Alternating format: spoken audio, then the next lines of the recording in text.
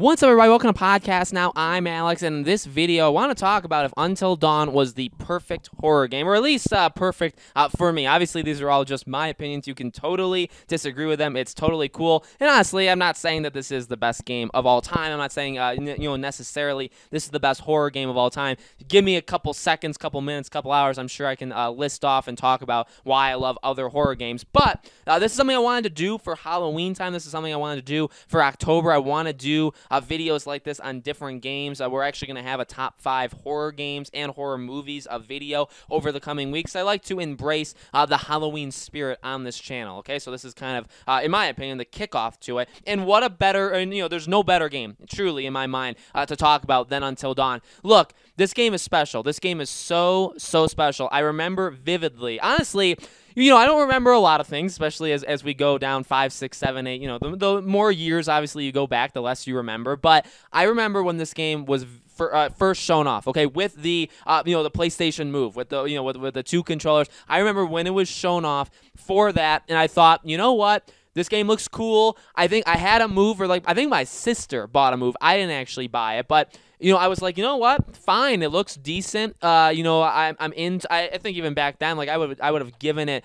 a shot. Obviously, the game went dark for a very, very long time, and there was a lot of rumors of it being canceled if it just flat. But then there were rumors of no. I mean, it was kind of canceled, but more or less it was reworked. It was reworked kind of from the ground up and created into this teen 80s trope kind of horror game. And I remember seeing it again when it kind of first emerged from the depths, right? When it kind of came back out, and it was like, holy God, this is the game that we saw a few years ago for the Move, and it kind of looks the same, but not really. In fact, it looks much, much better.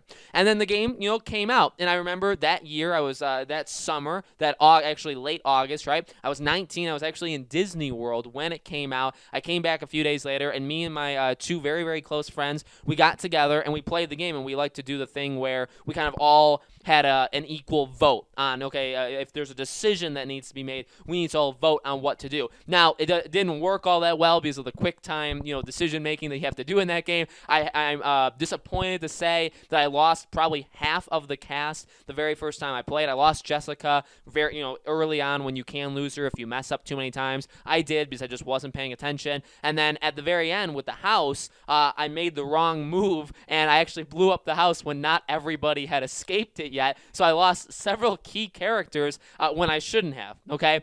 Then I went back, replayed it, saved everybody, and then I went on to then go online, watch literally every single deviation and every single ending the game had to offer. So I was very into this game. This is a game that when it first came out, I loved and I still love to death.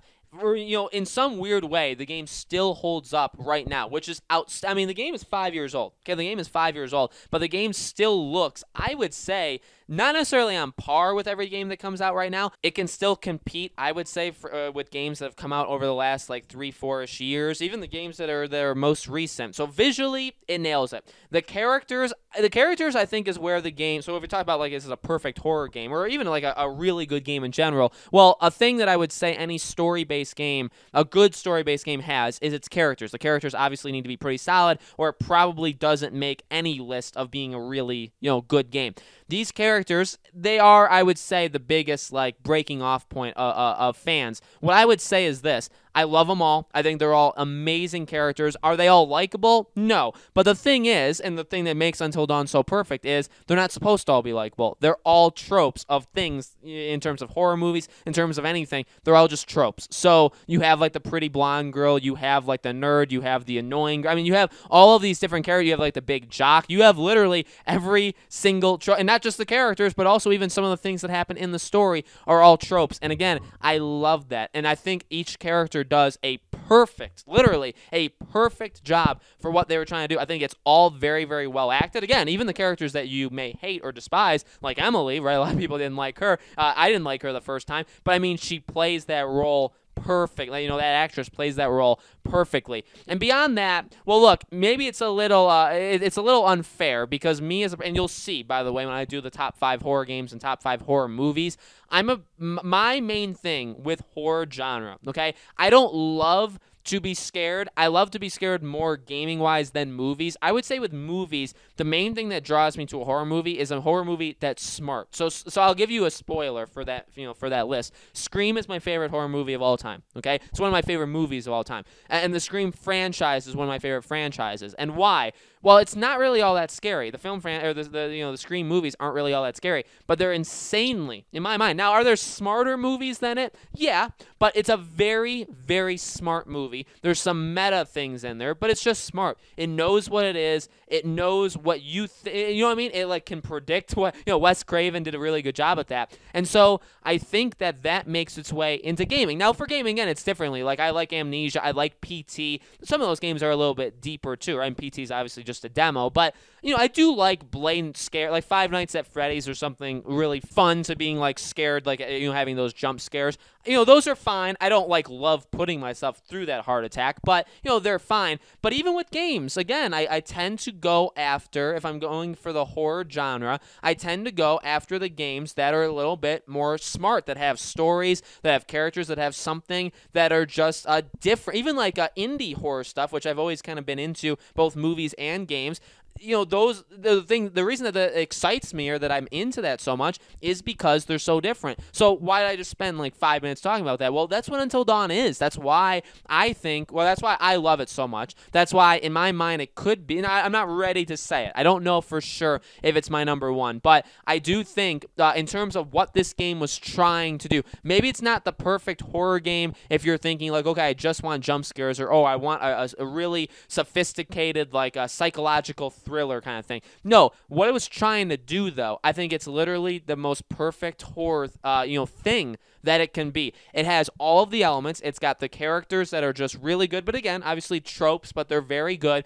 It's got the story. Now, yeah, the whole Josh thing, and I did ask this on Twitter, what are your thoughts on Until Dawn? I did see that, the twist, which I won't, I did spoil the ending. I guess I said the house, I said people die, but I guess that's not a twist, so I won't maybe spoil it. There's obviously the twist that happens halfway through, where it goes from more, like a thriller, like a Scream-esque kind of thing, to a more supernatural thing, okay? It's really a game of two different stories, and I love it. I love that they're doing both those things. I will say that I do agree, the transition from one to the other is not the best. It's not the most well done. But to be honest with you, that's really the only weakness in the fact that I could kind of see it coming. I think a lot of people, even when we were watching the trailers leading into it, I did see, like, a lot of people, I think, knew what the twist was going to be, or could predict who the killer was, or predicted that it wasn't only going to be like that, right? That obviously there was going to be more to it. There are issues there, but maybe you could even argue that was all part of the plan too, that sometimes in horror movies you can see a twist coming, but then it does other things. And then finally, the final thing I'd like to say is the gameplay / decision making. So I love QuickTime. I know QuickTime has had been overdone kind of in like the late PS3, early PS4 era. I have always loved it. I still love it. I get people that say that it's lazy, that it's like a lazy thing to put in. I don't think it is. That's just my opinion. That I actually really like it. I think Until Dawn does it absolutely perfectly. It again really ramps up the tension in there, where it's like, if you mess up something, your character is going to react to it. And again, just those kind of small details, everything that you do in this game. Now, yeah, there's obviously when you're just walking around and nothing really is going to change all that much, but when you're in the middle of a set piece and you're pressing these buttons, your character is doing something for everyone. And if you mess up one, that's going to impact them, and that's going to lead them to do something different, and then you're going to have to make up for it or mess up again. That's going to lead to something else, and you go from there. It obviously leads to characters dying in numerous ways. Again, that's why I loved again, so I lost probably half the cast, and then I replayed it, got everybody, and then I looked online to get all of the endings, like the secret ending, all the stuff, or all of the the deviations in the game, and there's so many ways the story can go. And when we talk about the butterfly effect and talk about a game that actually does have consequences for what you do, this game does it very closely to the best that I can think of. Obviously one of the worst ones that people oftentimes go to is like a Life is Strange, where and by the way, I adore Life is Strange. It's one of my favorite games ever, but the first season, not anything else. But you go through it and you're making all these choices, and then the ending is just one of two choices, and it doesn't matter at all what you did throughout the game. Okay, so that obviously got a lot of pushback. Even like a Mass Effect 3, right? That's another example of doing it the bad way. Until Dawn, again, why I say nearly perfect, there are a couple situations in the game where I believe, especially like with Ashley, like one decision can impact the entire the entire thing that happens. So if you do one thing in the game, eventually later on it results in a person dying or something big happening. And that's fine. I get, like, the game literally can't be endless. It can't literally have like just branches that go in every single direction. I get that. At the same time, that was a little annoying when, now, like, a couple examples, like I did keep multiple characters alive, and then I would go back and watch, and it was like, okay, well, if you did this one thing early on in the game, or like in the first third, then this character will die. If you did it like if you picked the wrong thing, the character will die later. And it's like, I don't love that, because again, you make one mistake, you do one thing in the game, and then all of a sudden, that results in something so big. I guess that's kind of life. That kind of is, something that could happen. People hold grudges or whatever. But the game, besides that, and again, maybe the twist, there's a couple weaknesses, but my God, talking about it again, talking about it around this Halloween time, I'm in my mind as I'm talking. I don't know how I actually do this, but in my mind as I'm talking, I'm playing out some scenes, like when you're using like the Ouija board and all that stuff. Like, I'm playing out all these moments, and they're all just so good. There's so many really amazing moments in the game. It tells a really nice story from beginning to end. There's mystery there. There's like discovery. There's obviously the twist that happened with some characters. It's just so, and again, the desire of keeping characters alive or killing off, maybe you want to purposely kill off characters. I mean, it's so good, and it's what Supermassive Games is honestly working against itself with Man of Medan and Little Hope, because it's like they can be as good as humanly possible, and maybe they will. Man of Medan was not very good. Little Hope could be good, but no matter what they do with these games, I don't think they'll ever reach what they do. I mean, Until Dawn probably can never. Maybe that's why they didn't do an Until Dawn 2, although I think they should, and I really don't understand why they didn't. I can explain that in a different video.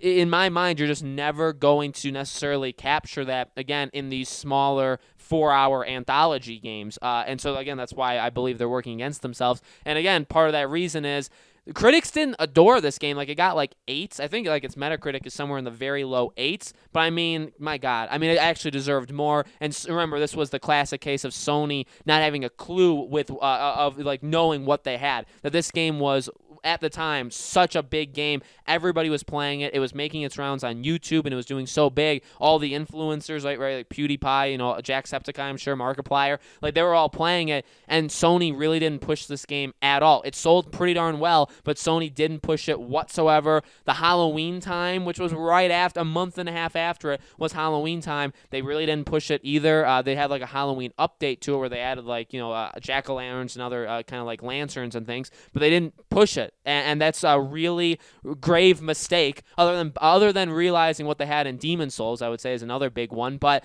a phenomenal game, a game that deserves so much love, a game that still 100% holds up to this day. Visuals, obviously, will maybe get a little bit worse as we go on, but I think the general core of what this game is will be able to stand the test of time for many, many years. So, guys, let me know in the comments below, what do you think? What are your thoughts on Until Dawn? Did you play it when it first came out? How'd you experience it? All that stuff. Tell me your story. Let me know in the comments. As always, make sure you guys are subscribed to this YouTube channel, Podcast Now. Hit the bell icon so you guys know when all these videos go up. And thank you all so much for watching. I truly, truly appreciate it. I hope to see you all on the next video.